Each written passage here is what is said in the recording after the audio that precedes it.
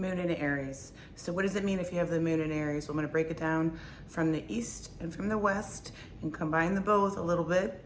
If you have the moon in Aries, remember that Aries is the first sign of the zodiac. It is a cardinal fire sign, meaning it has great initiative.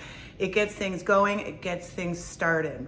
The moon in Western tropical astrology is indicative of our emotions. You know, the moon changes signs every couple days. You know, we just had a full moon. I know a lot of you guys can feel it when we're getting a full moon, and sometimes new moons are even harder to deal with. You know, it's a release, whatever. We get a little bit more anxious, a little bit more irritable. It's just a very strange thing, but it happens with a lot of us quite often. So since the moon changes signs every couple days, well, so does kind of our emotions. And if somebody has the moon in Aries or the moon in the first house, it's kind of like the first house is everything out in the open, right? So their emotions, they can't hide their emotions well. They're very up and down, moody. And that's just the way the moon in the first house is, because Aries, the first house rules Aries, is very in your face. And I don't mean this like necessarily in a negative way. It's just what you see is what you get. These are not sneaky kind of people. If somebody has a moon aspect to their Mars, it's gonna kind of give the same little bit of vibe. They're not super patient too. Don't forget, when I look at a man's chart over here in the West, I look at the placement of the moon as well as Venus to see the kind of woman that he is naturally going to be more attracted to. And I know I've said this in several other videos, but with a female's chart, I look at the sun, which rules the father and men, and I also look at Mars to see the kind of man that she's going to be naturally gravitating towards. So the moon is the mother in our chart. So if we look at the moon, we can kind of see little personalities of our mom. Of course, there's a lot to astrology, so it depends on the house and other aspects going on. So if you have a moon in Aries or a moon conjunct Mars or in any kind of aspect to Mars, really, your mom might have been like fiery or might still be super, super, super fiery. So that's explains the mom. Now here's the interesting thing.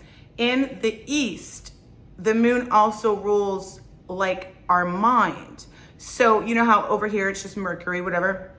So a lot of times, if you look at somebody with a moon Mars aspect over there, this is somebody who kind of thinks like me first, not me first in a selfish way, but a little bit more assertive. These are definitely the straightforward people of the zodiac. They're not like the Pisces moon or the 12th house moon where, you know, everything's hidden and let me just be a little bit quiet about everything. These people legitimately go after what they want.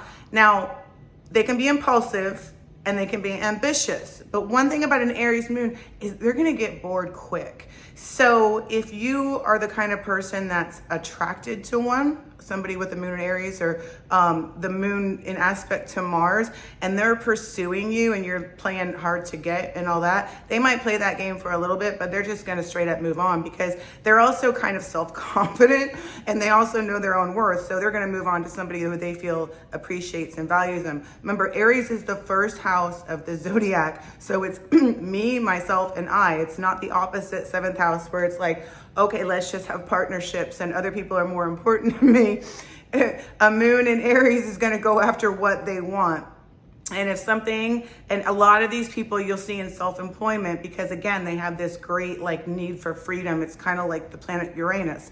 So they have great need to do things their own way. The directness can get on some people's nerves. Other people love it. It just depends on your personality, but they're not going to beat around the bush. Okay. So there's not going to be this long drawn out ordeal of words and flowery information. They're just going to say it straight up.